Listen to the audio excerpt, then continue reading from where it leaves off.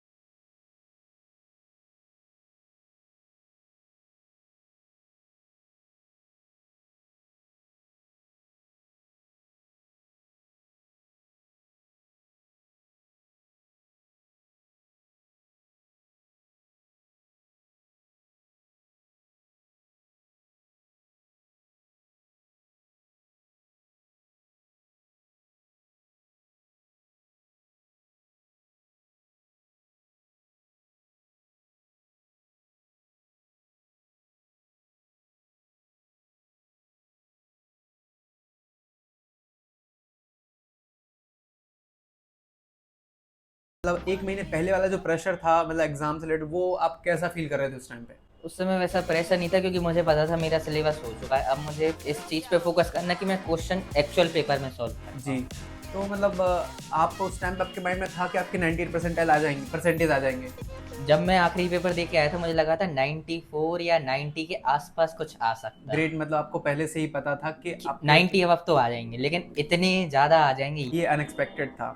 Okay, आप मैं- क्या मानते हैं, नोट्स ज्यादा इंपॉर्टेंट है या फिर डायरेक्ट बुक से पढ़ो? नोट्स NCERT से वो पढ़ो? इम्पोर्टेंट है जो आप खुद बनाओ। ऐसा नहीं है किसी टीचर ने दिया आपने ऐसे कॉपी पेस्ट कर लिया, किसी टॉपर बच्चे के कॉपी पेस्ट कर लिया, उसका मतलब नहीं ओके, होता मतलब कभी। जो टीचर बोर्ड्स पे लिखवाते हैं, वो बनाते नोट्स बनवाते हैं, आप उनको सजेस्ट उनसे नहीं करते हैं? इन्फॉर्मेशन लो और अपने शब्द में लिखो या ओके, फिर कुछ अपने अपना अपने आइडिया अकॉर्डिंग लिखो, है ना? अपने अकॉर्डिंग जो आपको बाद में पढ़ो तो हाँ याद है कि अच्छा ये लिखा था। ओके, तो टाइम टेबल एक्चुअली फॉलो कर होता था क्या आपका? टाइम टेबल नहीं, एक हैबिट बन जाती थी, वो फॉलो होती थी। जैसे सर लास्ट के टाइम पे आपने, मतलब जो आपका एग्जाम आने वाला था, तो मिनिमम और मैक्सिमम आप कितने घंटे तक पढ़ते थे? मतलब ऐसे जैसे आप मैक्सिमम कितने घंटे तक ले जाते थे और रात में कितना सोते थे, मतलब कितना टाइम आप डिवाइड करते सोना तो बहुत जरूरी था 10th में, क्योंकि उतना प्रेशर नहीं था जितना यहाँ होने लगा धीरे धीरे। मतलब यहाँ उतना पे नहीं था। जेई के लिए जो जेई प्रेशर के है वो लिए काफी अलग है? वो अलग है, वो 10th के प्रेशर से अलग।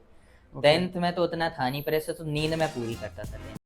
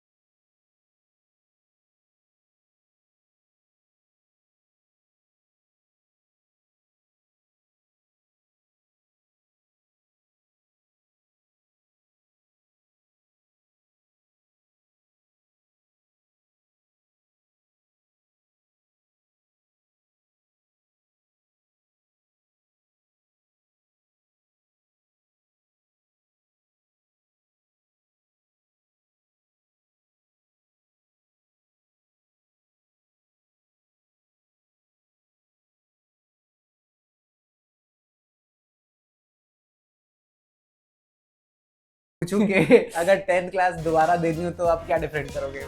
जब आपको लगा हो कि यार मैं ये नहीं कर पाया, अपनी हॉबी परस्यू, आपकी हॉबी जैसे म्यूजिक तो अगर आपको मौका मिले 10 दोबारा देने का या वो टाइम वापस लाने का, तो आप उस टाइम पे म्यूजिक को प्रेफर करोगे? म्यूजिक को भी प्रेफर करूंगा, और जो मैथ थी मैं और ज़्यादा एक्स्ट्रा क्वेश्चन लगाने की कोशिश करता, क्योंकि मेरा मैथ में बहुत इंटरेस्ट है, चाहे क्वेश्चन सॉल्व हो या ना हो, लेकिन वो क्वेश्चन देख के मजा आता है। ठीक है, जैसे अब अपन लास्ट एंडिंग क्वेश्चन पे आते हैं, ठीक है? अगर अभी कोई एवरेज स्टूडेंट या पॉडकास्ट देख रहा हो, होपलेस फील कर रहा हो, तो उसको आप क्या एडवाइस देना चाहेंगे? जैसे अपने पास कोई स्टूडेंट है जिसको होपलेस फील हो रहा हो, डिमोटिवेट फील हो रहा हो, तो आप उसका क्या बोलना चाहेंगे, उसको क्या एडवाइस देना चाहेंगे? होपलेस फील होता है जब आप दूसरों के जजमेंट पे हावी रहते हो कि अरे ये इतने कम मार्क्स आए, पेरेंट्स क्या कहेंगे, सोसाइटी क्या कहेगी, तो उसके बारे में नहीं सोचो। जो चीज़ आपको अच्छी लग रही है, आपकी आत्मा कह रही है कि हाँ ये अच्छी चीज़ है और मेहनत करो आगे से, उस पर फोकस करो। मतलब मैं उतना अच्छे समझ नहीं पाया, आपको एक बार फिर से बताइए, मतलब क्या, मतलब कैसा बोलना चाह रहे हैं, मतलब होपलेस फील होने का कुछ ऐसा कंसर्न नहीं है। आप होपलेस फील कर रहे हैं तो थोड़ा माइंड लीजिए, दोस्तों से बात करिए, किसी दोस्त को बताइए या पेरेंट्स को, किसी को बताओ। जैसे कोई बच्चा प्रिपरेशन कर रहा है किसी चीज़ की, जैसे आपने 10th क्रॉस किया है अभी, तो मतलब मैं ये पूछना चाह रहा हूँ, जैसे वो होपलेस मतलब हारा हुआ फील कर रहा है कि अब मेरा कुछ नहीं होगा, मैं उतने परसेंटेज नहीं ला सकता हूँ, या कुछ भी कोई आता है, तो उन